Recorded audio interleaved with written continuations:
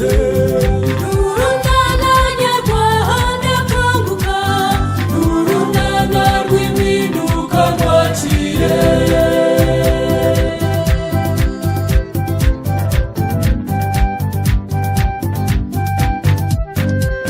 Kanguka ucisigwa mu bantu kanguka, ucivangura amoko ucitekinika, kanguka ucinica rubozo, kanguka uca amaraso iwacu kanguka. Kanguka, kanguka urunana rwaje ruje. Urunana nyarwanda kanguka, urunana rw'impinduka rwakire. Kanguka ubibe urugwiro hose, ubibe umudendezo, ubibe urukundo rusa. Kanguka ubibe umubano-Rwanda, kanguka ubibe umutekano kanguka.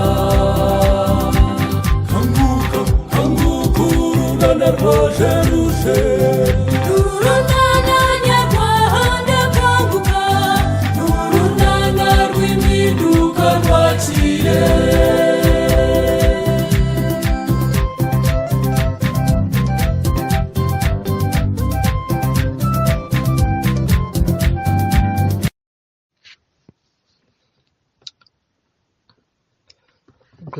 Greetings to you all, my fellow country people. I hope you are all doing fine. As you all know, this is Radio Iteme, the radio of our political movement, Rwanda Alliance for Change, and my name is Noari. We have brought to you today an English edition of our youth program, known and loved to most of you, especially youth, as Rubyiruko Kanguka. So today's topic will be about the recent concluded election that took place in our country, Rwanda. Recently, we all witnessed a scripted, illegitimate, and fairly conducted election process in our beloved country, Rwanda. Why illegitimate? And why unfairly conducted? First of all, it started from a coup orchestrated by President Paul Kagame on our country's constitution back in 2015. Back then, our constitution law could only allow 2 terms in office.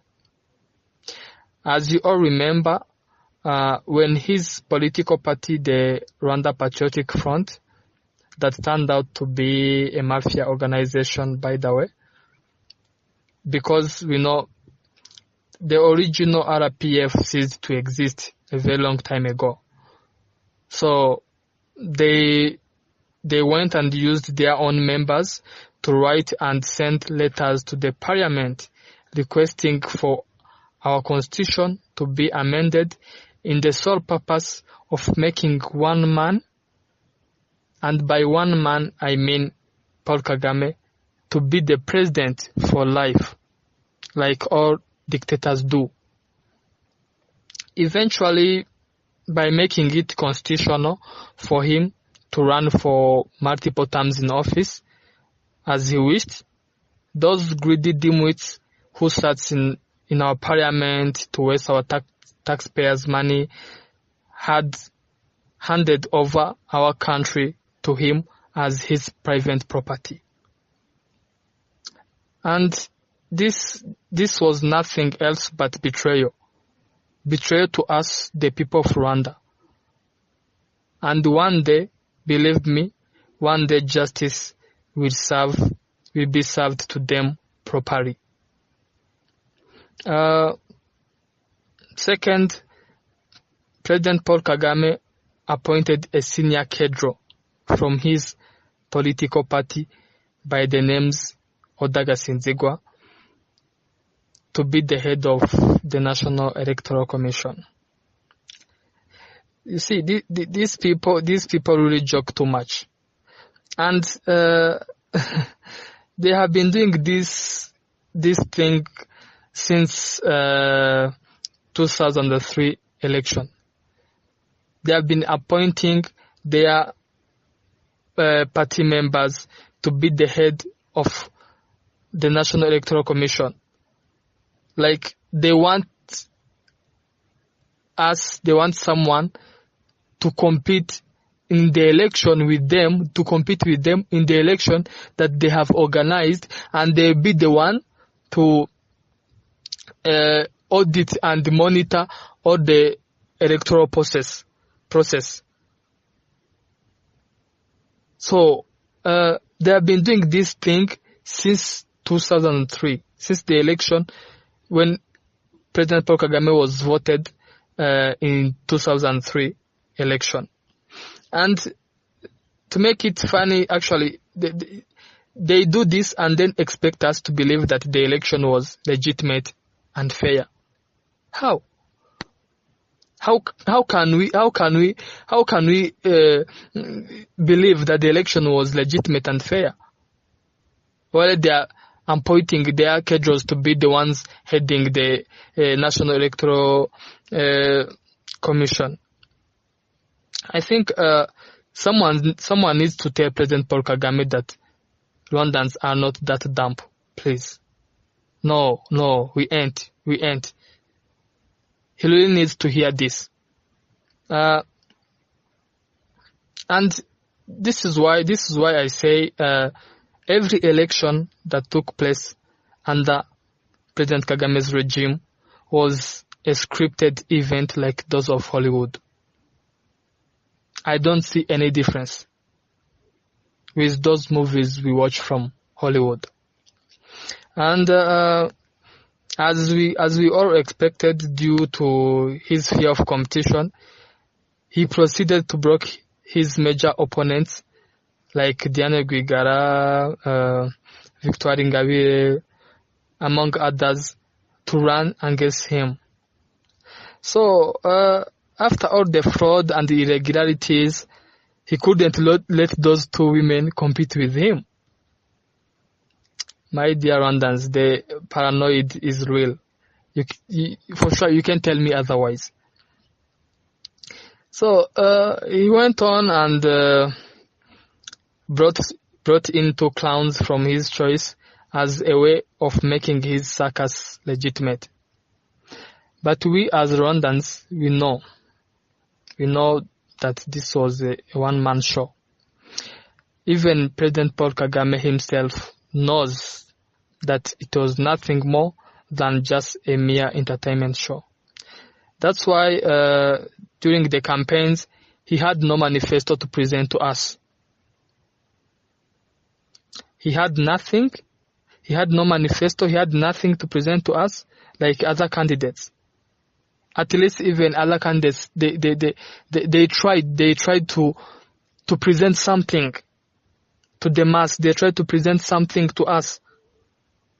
But for him, he didn't bother. He didn't bother present anything to us, which is not even surprising. By the way, he doesn't value us. He doesn't value Rwandans. As the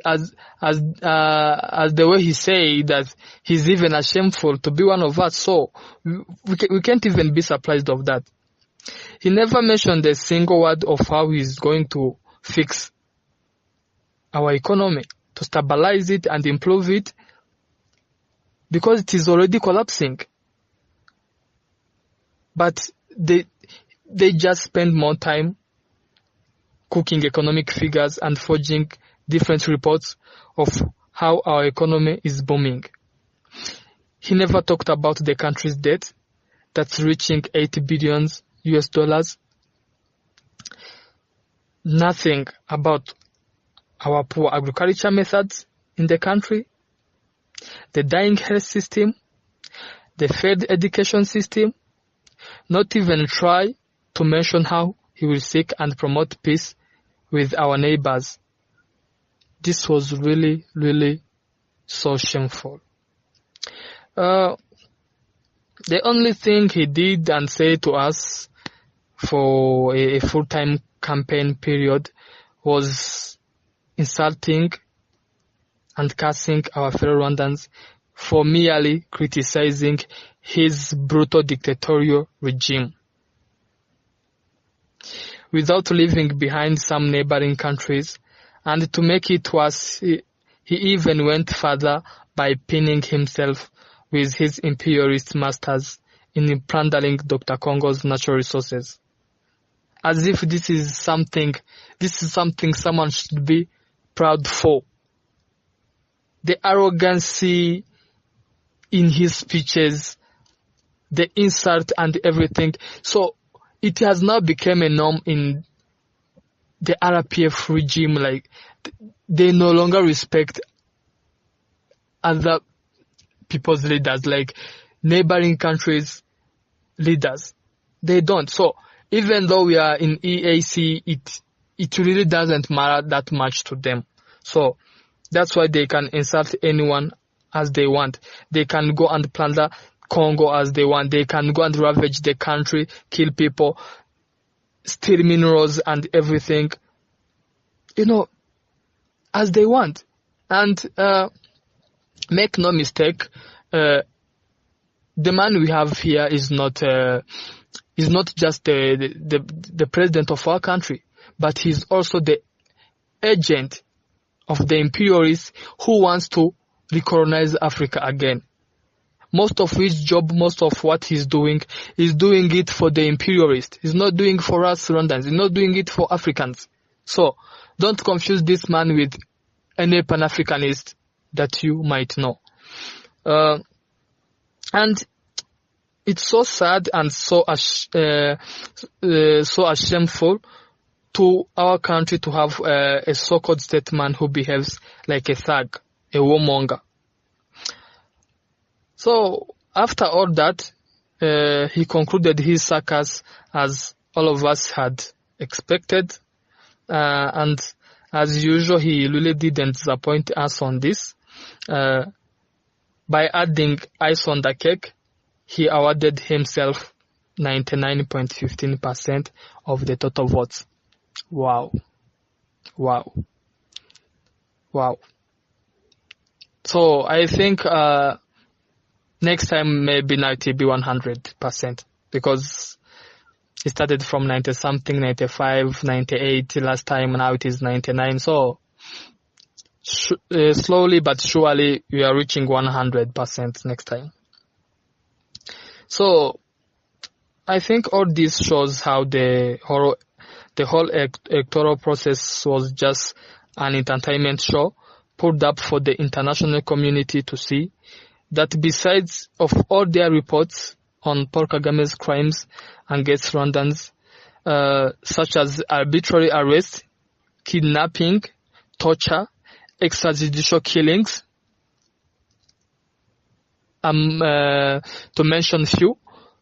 So all these reports from Human Rights Watch, from United Nations, from different international organizations, from different countries, he wanted to show them like the election actually was for them to see that whatever you people you are reporting about me, whatever you people you are saying and talking about me, here in Rwanda they love me. They love me. Yes, I kidnapped them, but still they love me. Yes, I killed them, but still they love me. Yes, I arrest them the way I want. With the arbitrary arrest, they love me and they can cheer me up. They can do everything. So this was really something for them. It was something for them because they were not wasting our taxpayers' money for us for this election, because he knows that there were no election. It was just a show for his colonial masters, and we can't leave aside the crimes he has been committing for 3 decades now. In Democratic Republic of Congo, because he hasn't been only killing people in Rwanda, but also has been killing people in Democratic Republic of Congo. And since 1996, when his army invaded this sovereign neighboring country up to now. And why am I even saying his army? Because people might confuse it that no, it's army, it's the national. No. You should not relate this thing, because now the army that the RPA army that turned out to be the national army, instead of it becoming the nation army, it became the Kagame Defense Force, because it works for him. Just it is there to serve one man's purpose, which is President Paul Kagame. So it's his army. It's his army. It's not our army. It's not our army. The time he no more be there, then we shall restructure and build our army, which serve the interest of Rwanda, the interest of Rwandans, not the interest of just one person.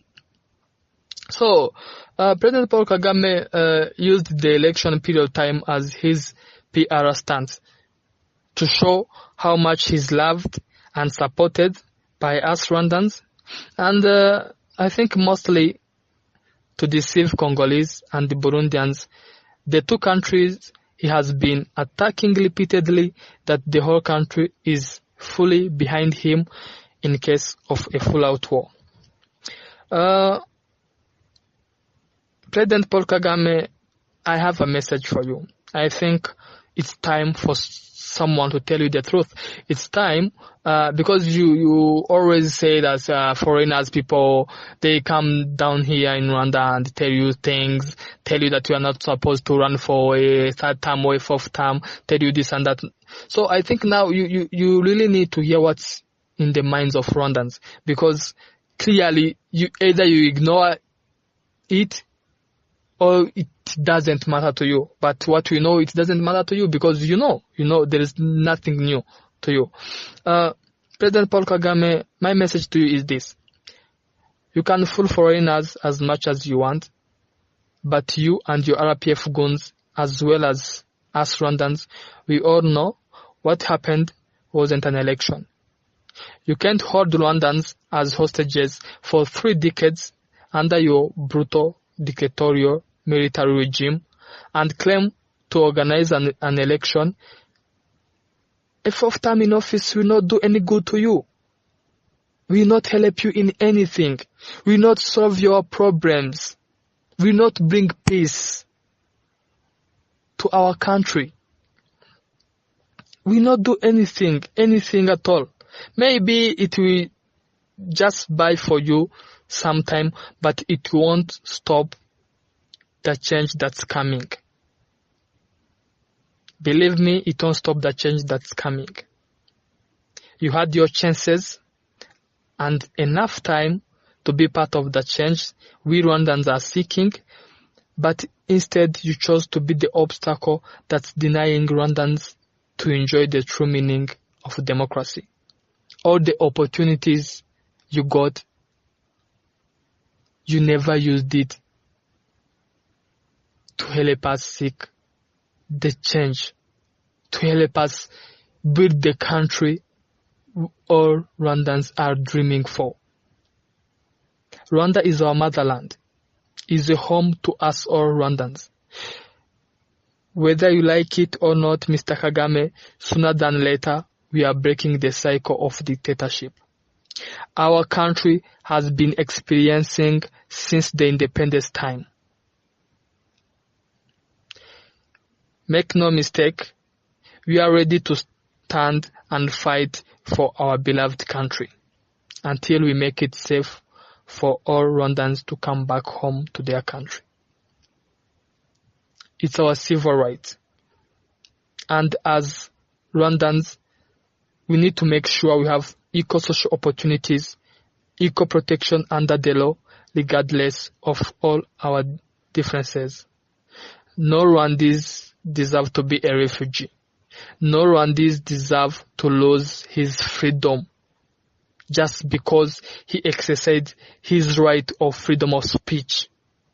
Just because he reported a news of an injustice that is taking place somewhere or to someone. Just because someone is criticizing what's wrong with your regime, what's wrong with your government, just because someone is loving his country more than you do, just because someone is being proud of his country people more than you do, just because someone is putting his country first than his stomach. So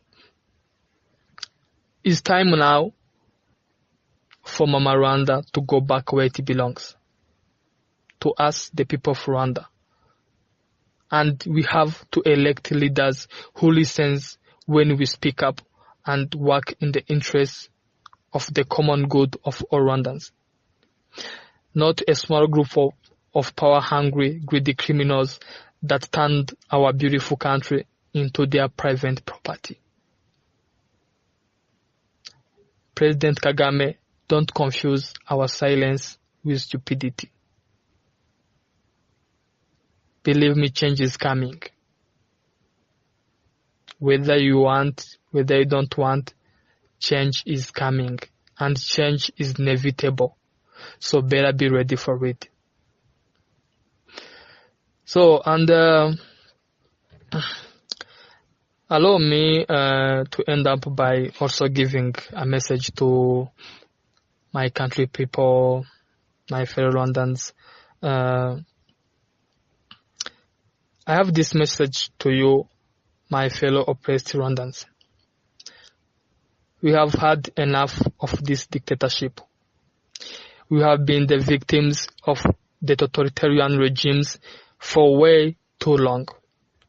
From 1959, from our independence time, we have been under constant dictatorships, just different faces, but we never experienced a true democracy, a true definition of democracy in our country. My brothers and sisters, due to those hardships, we have mastered how to survive.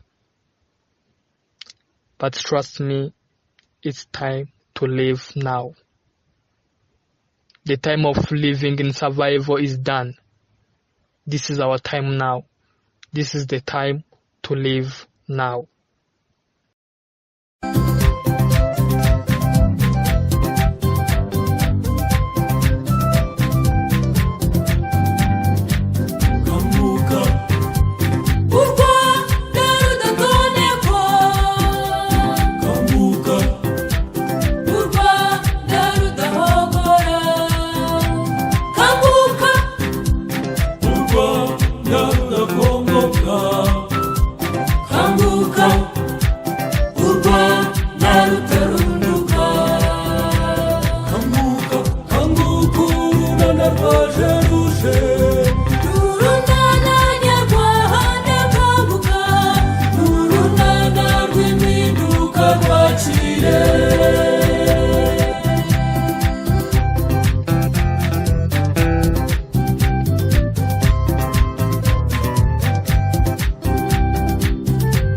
Amuka nawe musi